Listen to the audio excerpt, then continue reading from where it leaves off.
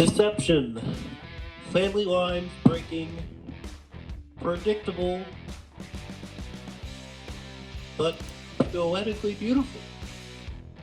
DEJ and Papa Schro in the house to review and scratch heads and wonder and give it a thumbs and a half up, I would say.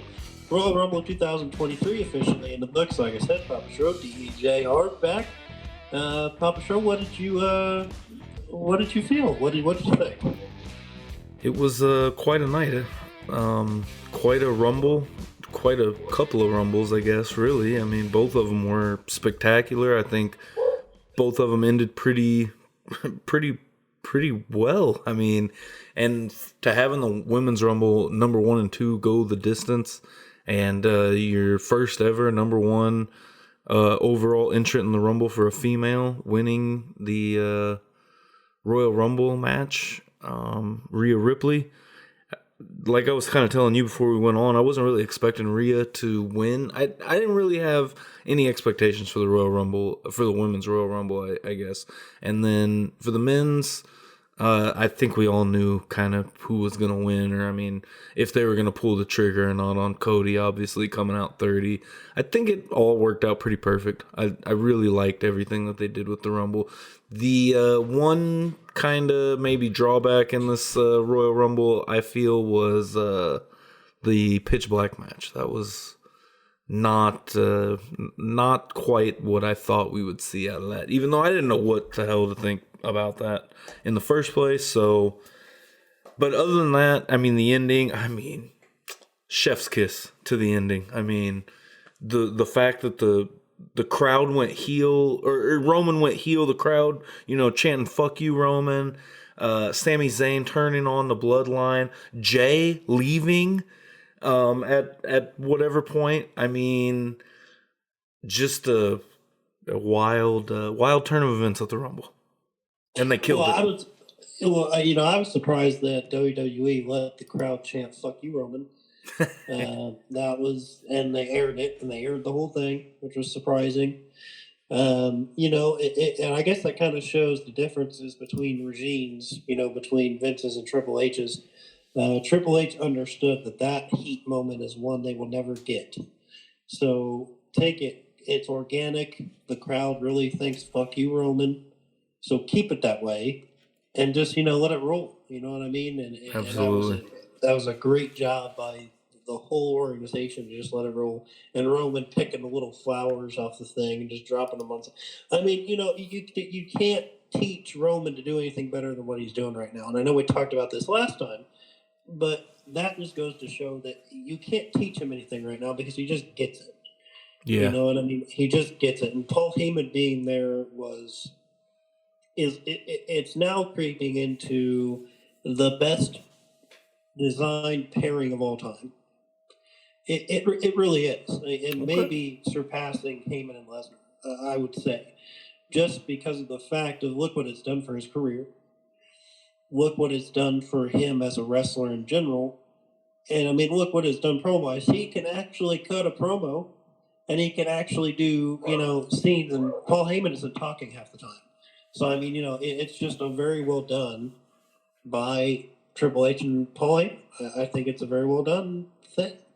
Yeah, it's been amazing to watch, and I feel like, especially the way, I mean, it's been over 2 years now. I mean, this podcast literally began with the beginning of that storyline. So we haven't been as consistent as Roman has, but you know what?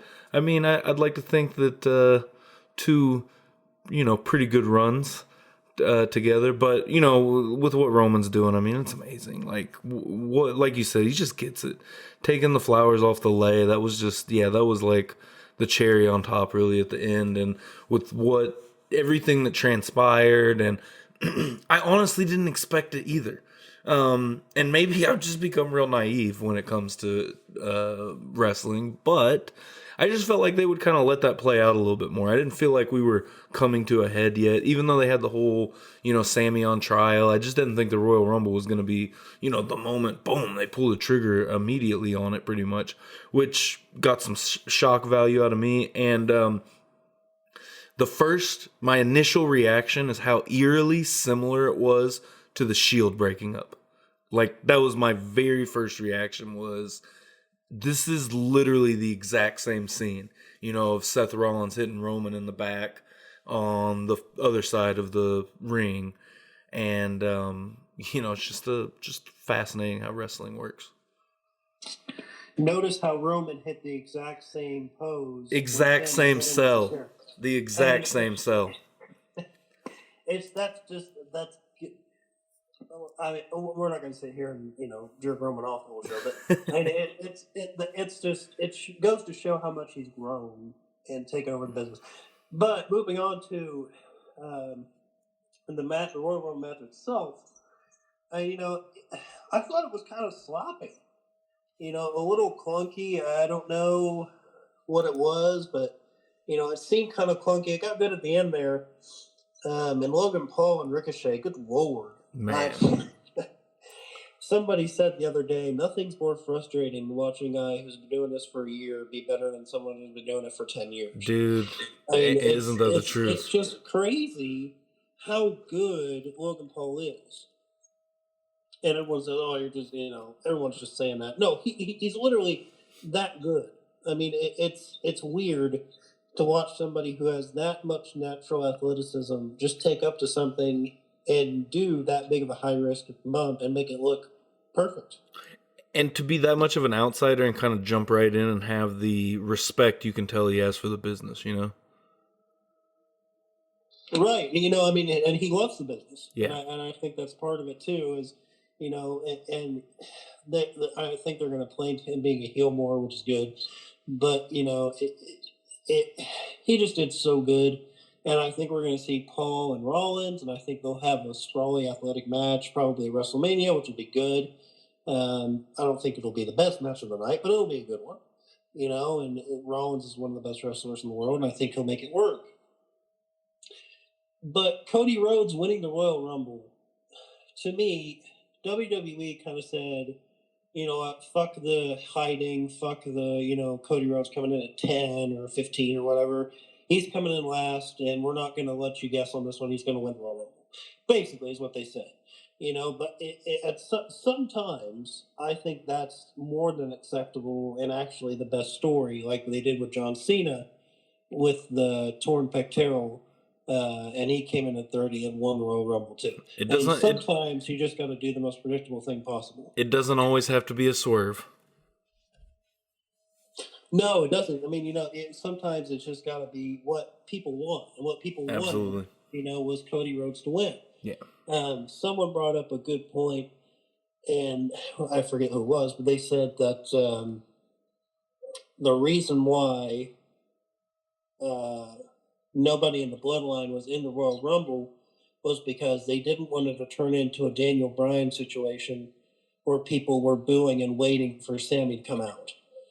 So instead of putting the Bloodline in the Royal Rumble, you act like they don't exist, and you only put Sammy out there with Roman. Yeah, well, that, and I feel like, any of them being in the Rumble would kind of be conflict of interest almost, because you're going to face Roman if you win, and even just entering that match, I feel like, it's kind of like a dig at Roman, in a way, or, could be... But at the end of the day, that just goes to show with how much more care and detail WWE is putting within its product. I feel like. I was just going to say that. I mean, I think, again, that shows Triple H versus Vince. Yeah. I mean, I think all the Bloodline would have been in the match, and then they would have to figure out who was going to lose and blah, blah, blah. And maybe Cody wins at the end and knocks on 4 of them. That doesn't matter. Right. But, with that... it makes it better. It makes it cleaner. It gives everyone a better face on the rosters in general. It gives them more time to shine and stuff like that. So I mean, it's sloppy for a while, but in the end, well done. I still like, and I continue to like how they made Bobby Lashley, Brock Lesnar's apparent or equal. Mm-hmm. I think that's very well done. They've never done that before, to where Bobby Lashley can just as easily beat Brock Lesnar as Brock Lesnar can easily beat anybody else. That's very well done. They have not done that yet, and that's spot on perfect to me. I don't know how you feel about that. Well, what do you think about the possibility of Gunther versus Brock Lesnar at WrestleMania? I heard someone say that Brian Zane on Wrestling with Regret. I do like it.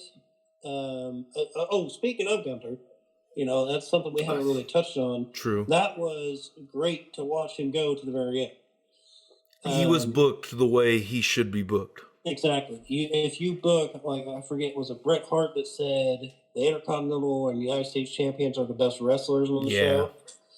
And, and that is true. Gunther looked like the best wrestler on the show.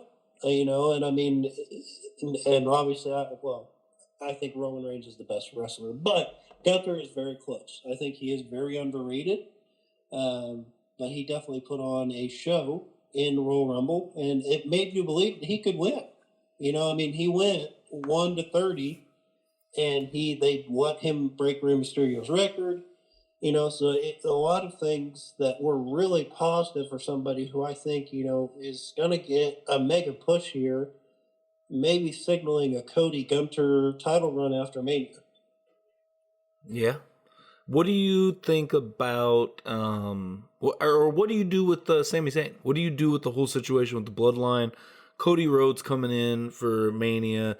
I mean, there's so many layers to this whole story. I feel like it's almost hard to book. I feel like you're, I don't want to say backed into a corner, but backed into a corner in a sense where you have to have something and I'm not sure what pay-per-views come up anymore before premium live events that come up before WrestleMania. I'm not 100% certain on that, Elimination Chamber's next. I do know that. Yes. But do they have another one in between? In Ontario, Canada. Ooh. Yeah. So what do you do with this whole, if it were up to you, DEJ, what would you do with the situation? Well, it's tough because you have Roman, you have Cody, you have Sami. I think what you do first is give Kevin and Sami the tag titles. And then kind of run it from there. Let the Bloodline break apart.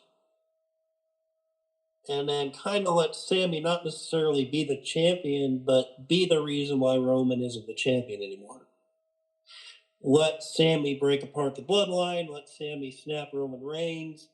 Basically, let Sami be the foil of Roman Reigns' empire. More or less, I think, is what you would need to do with that. Because I don't think you're going to see Sami as the undisputed Universal Champion anytime soon yet. But, because I believe the goal is to have Cody Rhodes. But who knows? Who knows? Health and injuries and, conflict of interest. Who knows what's going to happen here? We still have a couple of months to go. But, they could very well end up splitting up the titles again before even WrestleMania starts. So, you have a lot of different ways you can go with it, but I think Sami will be playing more of a foil in Roman losing the titles than Sami winning the titles himself. Yeah, I feel you. I mean, I feel like at this point, though, it's almost hard for me to think, just imagining in my head of Roman Reigns standing across from Sami Zayn one-on-one. And, I mean, maybe you even put Jey Uso in his corner. Maybe Jey and KO. Maybe you've got, Solo Sikoa and Paul Heyman and Jimmy Uso left in Roman's corner. I don't know. Just the prospect of thinking of them standing, across from each other, eye to eye, in a one-on-one, match setting, whether it's for the title or not, because I feel like that doesn't necessarily have to be tied in, because one thing that I think is if you pull the trigger on Cody winning at WrestleMania and becoming the WWE Universal Champion, you cannot give him a short reign. I feel like me personally, I can't stand short reigns really of any championship. I mean, there's times, but I don't know. I think Cody is a person that you cannot book to have a short run with the belt. Now, however, Sami Zayn, I feel like might kind of be be able to, even though I don't want to see Sami Zayn versus Cody Rhodes one-on-one at WrestleMania. Maybe like you said, they split up the belts and they end up having a triple threat. Somehow they figure it into a triple threat match going into Mania. I mean, how cool would that be if Sami Zayn winning a Mania as the champion and it ends up being a triple threat, him, Roman, and Cody. Cody walks away with the belt. I feel like you could do something like that, and that would make kind of everyone happy and everything really mean something. But then again, I think it's hard to kind of toss around the belts like that to a point. But Sammy is the guy. If you're going to do that, give Sammy a short reign on to Cody, and we'll go from there. But as you're saying, though, him playing a foil to Roman, I think would be fantastic as well. Because then maybe you could book, and like I said, why the belt doesn't have to be a part of it necessarily is maybe, he is that foil in Roman's plan at WrestleMania, and Cody takes the belt, and we don't see Roman again until SummerSlam, or, the lead up to SummerSlam, and it's, he's out for revenge, and we get that one-on-one Sami Zayn versus Roman Reigns. I mean, you have to be careful how you book Sami from there on out until then, but, that would be the next huge pay-per-view that they're going to have a huge, they're going stadiums pretty much for SummerSlam at this point, so, have something huge like that. Roman Reigns coming back after a long layoff off of his, 2-year run as the world champ. Sammy being the one to foil it, him coming back for revenge. I think at some point you have to have both of them one-on-one. Whether there's people in each other's corners, I feel like you have to have these, you have to have Sammy versus Roman one-on-one. I agree. I think at some point, like you said, it does have to be, no matter what it's for, or if for anything, but, you have to have them meet up at some point. I know you mentioned the pitch black match, and I want to get to that because after digesting it, I think it has grown on me some. Not so much the neon and all that, but the overall story of Bray Wyatt's characters. Yeah. So we got to see, more of, I guess, Bray Wyatt demons coming out. And you got to see, the 4 Firefly Funhouse characters in person. You got to see Uncle Howdy wildly miss the elbow off the top. So, Legendary. Yeah, so there's stuff that's evolving, so you can't blame them for not evolving anything because they are, So they did try their damnedest. It's Bray Wyatt. It's gonna be weird. It's gonna be hard to understand sometimes, but I think this story is not over. They let Bianca Belair pretty much squash Alexa Bliss in 7 minutes. I think Alexa Bliss will be joining Bray Wyatt's family very soon. They did that video afterwards. Mm-hmm. So, I think that was just to kind of set her off to join Bray Wyatt again, which is fine. I don't necessarily believe Alexa should have had the title then, so I think they made the right choice there. Yeah. But I will say, we're kind of skipping along here, but the Women's Royal Rumble winner was, I think, the best result possible. They did a great job of doing Rhea versus Liv there. Rhea did her best Shawn Michaels, which I thought was very good. And I will say, it looked like Liv was going to win, and I was kind of conflicted on that one, but, maybe it would have been for the best, to kind of rebuild the Liv Morgan character, but Rhea Ripley makes the most sense. Having her face Charlotte, I don't know why, but I think WWE always has a plan when it comes to when you put people up against Charlotte. Surely Triple H knows Rhea Ripley cannot lose this match, but they wrestled at another WrestleMania, right? 36? It was a WrestleMania, and Charlotte eliminated her when Charlotte won the Royal Rumble. So it's a tie-in together, pretty much, I guess, is what they're getting at. So, poetically it makes sense, but Um, I just hope he has the idea of Rhea winning, and I think he does. I think he's very high on Rhea Ripley, Yeah, she's been killing it. And she's been doing well. So I mean, there's no reason to not let her win. And let her run SmackDown. And I think SmackDown is way down on the women's division. Because Becky Lynch and Bayley, and Damage Control, and Asuka, and Alexa Bliss, Bianca Belair, they're all running Raw. Yeah. So, you have Charlotte Flair and Ronda, and that's about it on SmackDown. So, I mean, you kind of have to move Rhea over there to at least give them another character. So I get it, and what happens with Judgment Day, who knows? Maybe we see more of a bleeded-in show like we have been lately. So maybe it's more of a, 2-for-1 like it used to be, when they had super shows, quote unquote. Yeah. So, maybe it's more of that, which is fine, but you have to do it well. But I think Triple H will. What was your takeaway from the Women's Rumble? How did you feel about that?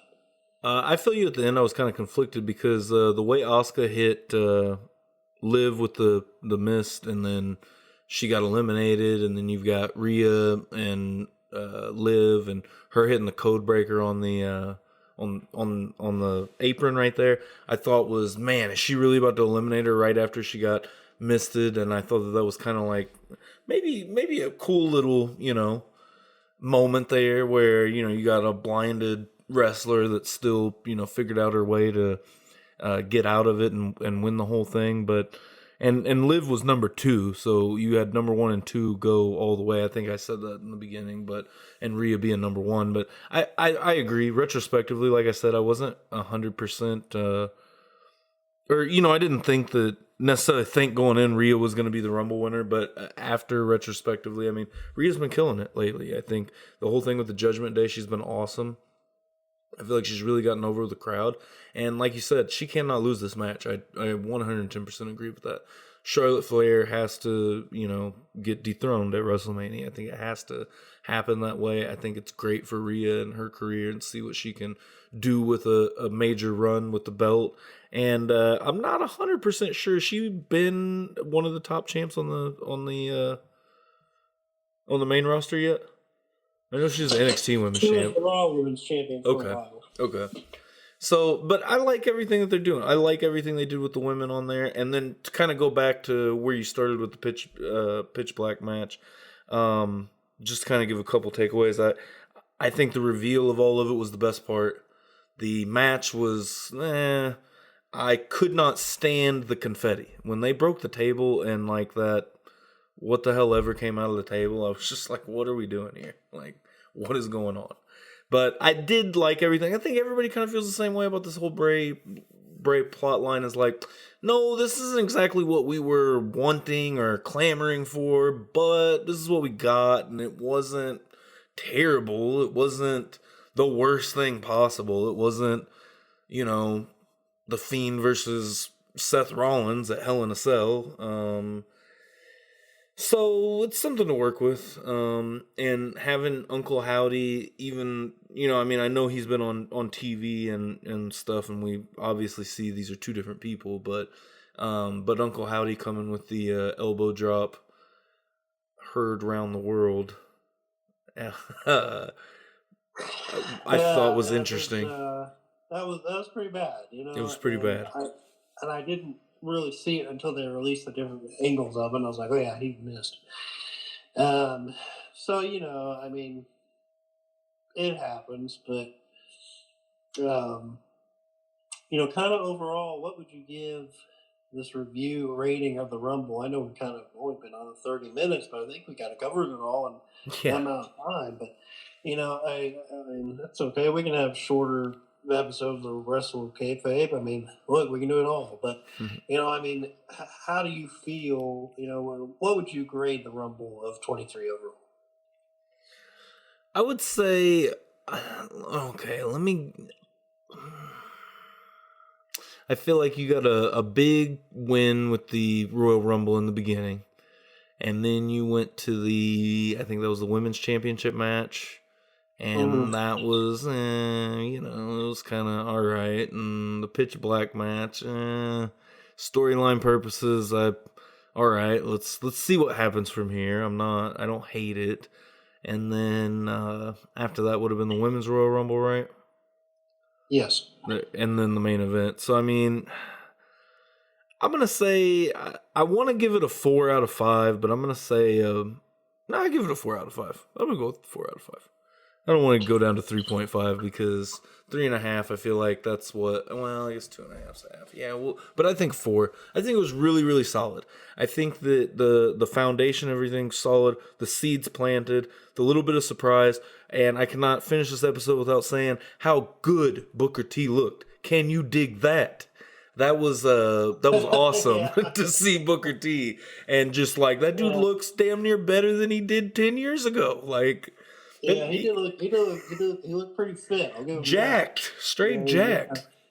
Yeah, I mean, he did look good. I mean, I'm a little disappointed they only gave him like a minute and a half. But, Same. I mean, but it's cool that he got out there. Got a chance to do kind of maybe his last WWE action ever, probably, I would assume. But I mean, to go out and do the Royal Rumble, that's cool. And in his home state of Texas. Right, for me, I would probably say a 4. I mean, I think the Roman Reigns storyline or the Roman Reigns match was, made it a 5. God damn, Kevin Owens is so good. Yeah. It's if you're not a Kevin Owens fan because he's not a wrestler build, go watch something else. I mean, Kevin Owens is wild. I mean, just he's so good in the ring. You forget what he looks like. I mean, and you forget, what he can't do. And it's not very much. He can do pretty much everything. Yeah. He's just so damn good. And he's a believable opponent to beat Roman Reigns. And every time he faces Roman Reigns, you think, oh, this is it. Oh, this is it. And he just makes it so good. Kevin Owens is one of the best in the world. But, 4.5. I mean, the women's match was disappointing, but it told a story. The title match, but it told a story. And I get that. And the Blitzback match, it told a story, so I get that. Yeah. I would say the I don't want to even say lows because I don't feel like it was very low. Like it was just kind of but then the highs were just they were high. Like so that's why I feel like we're both justified at 4.5, damn near, because I feel like I don't want to go 4.5, and why I was thinking about going down to 3.5 is just because it wasn't perfect per se. You know what I mean? There was those like the pitch black match, the women's championship match, and told the same story too, tying into it, which I still don't know if I love or hate that they really spent pretty much all the time outside the Rumble telling one story versus, the end was obviously a different story that's broken away from everything. But I don't know, but all in all, very solid show. Very solid. Very solid. So, I mean, overall, heading forward here, we've got Elimination Chamber, I believe, coming up next. I'm not actually sure when the date is on that. But I believe probably in the next couple of weeks, if not the next month. What you got on check that? On that. February 18th. 18th. Okay, there you go. So a couple of weeks away.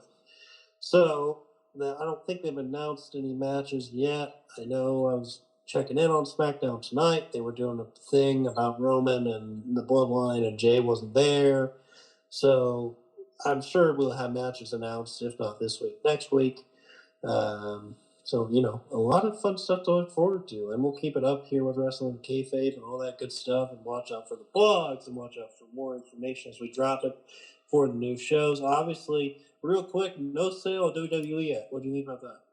I think it's very interesting. I did see Vince has confirmed he's back on the board, but no sell. Very interesting because it's been, we recorded that a week, 2 weeks ago, maybe, or so. And I mean, I feel like that weekend that we recorded, we figured we'd get some news, that Monday or something. I don't think Vince would have it any other way. Yeah, true that. Well, be sure to keep your eye on Wrestling with Kayfabe and all our stuff and all our media, along with the YouTube channel itself. For DEJ and Papa Schro, we'll catch you on the flip side. Wrestling with Kayfabe is out of here.